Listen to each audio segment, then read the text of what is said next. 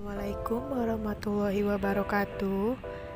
Perkenalkan, nama saya Evelina. Saya dari kelas 10 RPL 1. Nah, untuk pembelajaran kali ini saya akan menjelaskan pembelajaran yang ada pada bab 5 pembelajaran bahasa Indonesia, yaitu membuat kesepakatan melalui negosiasi.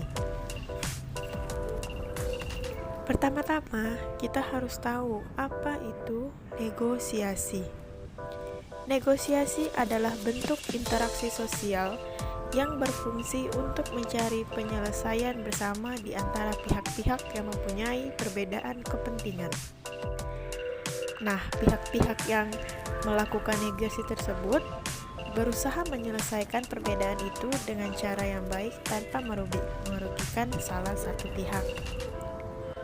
Nah, sebelum kita memulai pembelajarannya, di sini ada peta konsep dalam bab 5 ini, yaitu menyampaikan negosiasi. Yang pertama ada mengevaluasi pengajuan, penawaran, persetujuan, dan penutup dalam teks negosiasi, yang di dalamnya terdapat merumuskan ciri negosiasi, menjelaskan cara penyampaian, dan menjelaskan syarat tercapainya negosiasi. Ada peta konsep yang kedua, menjelaskan pengajuan, penawaran, persetujuan, dan penutup dalam teks, yang di dalamnya itu merangkum, menganalisis faktor penerima keberhasilan negosiasi. Kedua, menggunakan alasan yang tepat untuk melakukan pengajuan dan penawaran dalam negosiasi lisan.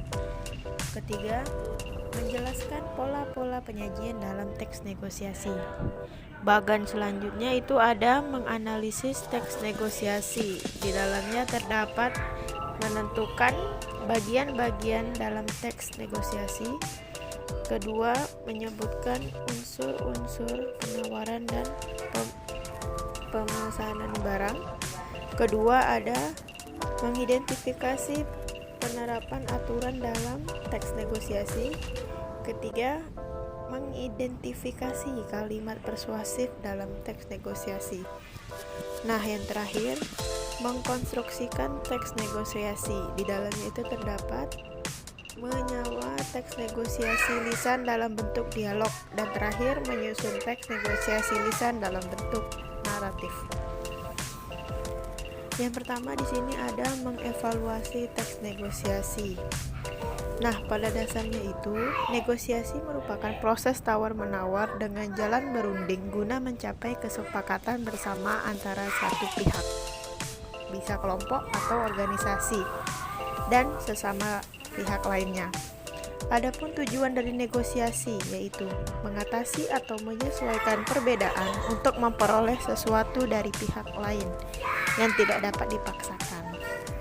Nah, negosiasi ini dilakukan untuk mencapai kesepakatan yang dapat diterima oleh kedua belah pihak dalam menyelesaikan perselisihan pendapat. Selanjutnya, ini ada beberapa contoh teks negosiasi ya. Ada teks 1 antara pembeli dan penjual, dan teks 2 tentang HP baru. Kita lanjut, di sini juga ada teks 3 untuk contoh-contoh teks negosiasi ya.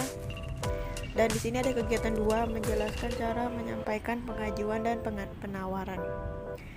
Nah, kita sudah tahu ya, tujuan negosiasi itu adalah untuk mencapai kesepakatan antara kedua belah pihak yang berbeda kepentingan.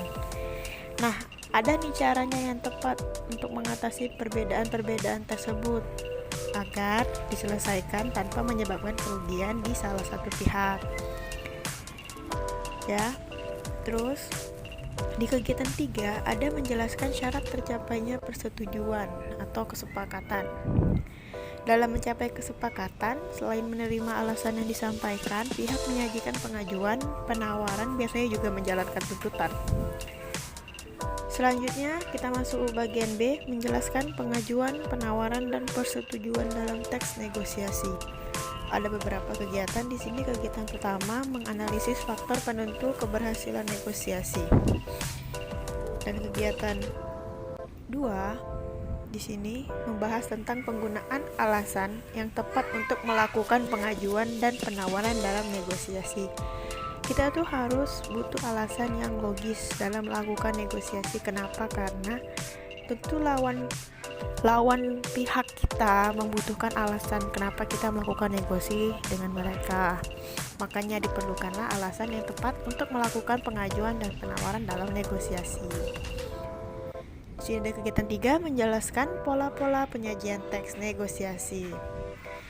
Nah, tadi kita di awal ada beberapa bentuk penyajian teks negosiasi ya. Nah, yang tadi itu merupakan wujud lisan yang dituliskan. Tapi ada loh cara lain untuk menulis negosiasi. Di sini ada tugas. Yang C, menganalisis teks negosiasi.